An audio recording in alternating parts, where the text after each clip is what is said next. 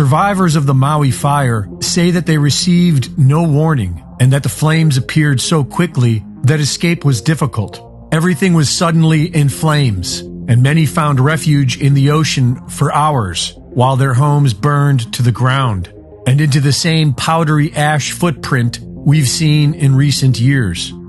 So far, it is estimated that nearly 1,000 people have died.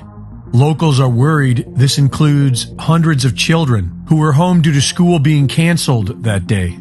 Several people are reporting that the government is not only doing little to help, but they are blocking local efforts to do so and are not allowing local donations through, and that they are blocking life-saving medicine because it isn't federally approved. Denying people access to bring in supplies, just supplies for people to live. The government withholding every single one of our donations because we are not a part of FEMA and Red Cross. So none of this is eligible for giving out. Tell me why. I have no freaking clue. The people of Maui are on their own for now. And aside from the federal government's bureaucratic failure, they have good reason to be suspicious. Just like what we saw 5 years ago in Paradise, California, there was nothing normal about these fires. Within a day of burning, it was like a bomb went off. When you see the full extent of the destruction of Lahaina, it will shock you.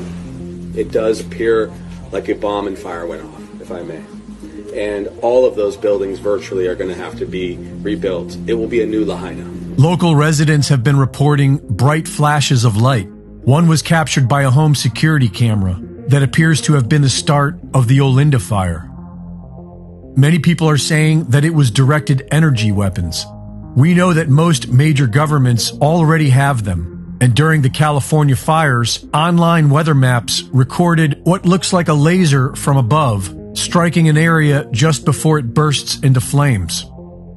In his research, Dennis Mills discovered that the incendiary aluminum and barium nanodust from chemtrails is most likely fueling the ferocity of today's so-called super wildfires. And on the day before the Maui fires broke out, locals were reporting a heavy overcast from chemtrailing that they'd never seen before. Once you dig deep enough, you realize they actually used to use forest fire smoke to induce rain, which makes a really weird coincidence of all of the Canadian wildfire smoke that just happened to randomly all start on fire at the same time, go over to New York and Vermont area, and then flood both of those areas soon after. Very strange. You need to see the new documentary, Chem or Con. It'll absolutely blow your mind. Watch this ASAP. Don't forget about that whistleblower that came out on the Sean Ryan podcast saying that there's an array in Alaska that is literally the largest array out. A direct energy weapon that's multi-platform weapon. It can do multi-things, whether it's voice the skull apparently or more. You need to absolutely check these things out. And like I said, you have to see the documentary, Chem or Con. It's very relevant. It absolutely, beyond a reasonable doubt, proves contrails are not chemtrails, and it proves chemtrails exist. Stratospheric aerosol injections.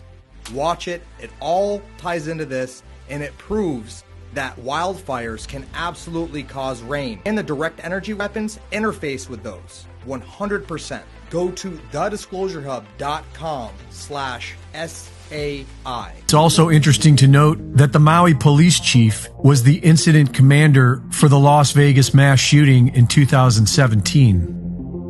Lahaina is considered to be a historic and sacred land. It was the capital of the Kingdom of Hawaii before it was taken by the United States. It's been occupied by native Hawaiians ever since, who are defiantly opposed to the mainland outsiders who have been buying up land with no respect for local culture. Not just BlackRock and Vanguard, but billionaires like Mark Zuckerberg, who owns more land on Kauai than what the government of Kauai owns, and Oprah Winfrey, who has bought over 1,000 acres of land in Hawaii, including a new 870 acres in Maui she just bought this spring. In 2018, the Paradise wildfires broke out exactly where the United Nations have plans to somehow make off-limits to humans.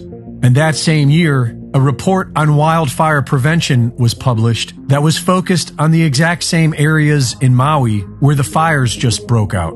All the historic downtown, all of it is demolished and all the houses gone. But those commercial big box stores are still there. Hawaii Governor Josh Green has been putting the World Economic Forum's Great Reset agenda ahead of Hawaiian interests. Just weeks before the fire, he unveiled an emergency proclamation on housing that eliminates the traditional Land Use Commission, allowing the government more leeway to build as they see fit, such as building 15-minute smart cities run by artificial intelligence, just like they've been planning to do in Hawaii for years. At some point, I will make a major donation after all of the smoke and ashes have settled here and we figure out what the rebuilding is going to look like. This is going to be a long and difficult process. You're going to see a lot of Phoenix stories rising from the ashes here. Reporting for InfoWars, this is Greg Reese.